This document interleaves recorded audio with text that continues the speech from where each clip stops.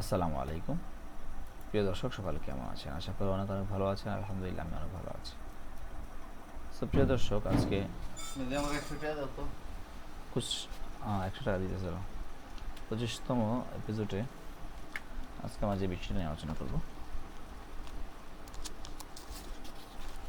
সেটি হচ্ছে চাপা যাব সেটি হচ্ছে আপনার এই যে আমরা জানবো কিউআইইভি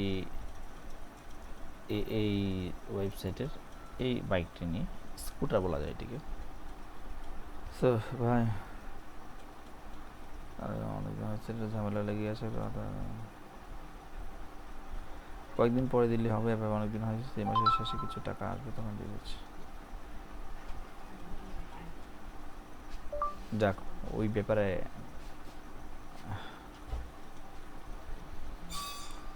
ওকে, সমস্যা নাই। সো দেখেন, আপনার এই যে এক এক স্কুটিটা দেখা যায় একটা খেলনা স্কুটির মতো, তাই না? কিন্তু আসলে কিন্তু একটা স্কুটি না। এটা হচ্ছে কিওয়ে ইভি দেশীয় সংস্থাদের টেক্কা দিতে আগামী বছর ভারতে ইলেকট্রিক স্কুটার লঞ্চ করবে কিওয়ে। ভারতের বুদ্ধিজীবীদের মাধ্যমে ওলা ইলেকট্রিকের মতো আরও একাধিক ইলেকট্রিক টুরিজম আইসিএস ইনভেনশন 2 চাকার গাড়িকে ছাপিয়ে যাবে বলে জনকণ্ঠে দাবি করছে। সো দেখেন, এটা কিন্তু চমৎকার একটি উদ্ভাবন হবে। একের পর এক বৈদ্যুতিক গাড়ি লঞ্চ করে আসছে সংস্থাগুলো। সো এই ব্যাপারে যদি বলতে চাই, পুরোটা যদি আমি বলতে চাই, তাহলে সংস্থার দাবি বাস্তবে পরিণত হবে বেশ কিছু ইঙ্গিতে। প্রসঙ্গগত, গতকাল ভারতের বাজারে একসাথে তিনটি আইসি ইঞ্জিনের 2 হুইলার লঞ্চ করেছে কিউবে, যার মধ্যে একটি মোটরসাইকেল এবং অন্যটি অন্যান্য বিষয়। আচ্ছা,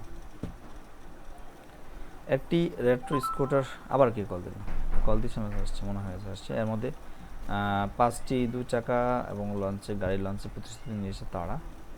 এবং কিউয়ের জন্ম হাঙ্গেরিতে হলেও এমন চীনের আপনার মালিকানাধীন তারা, যাহা আবার বেনেলি এর অভিভাবক সংস্থা। কিউয়ের গত বছর বাইক প্রদর্শনীতে 2টি ইলেকট্রিক স্কুটারের কথা তারা বলেছে, সেটা তারা অবশ্যই লঞ্চ করবে।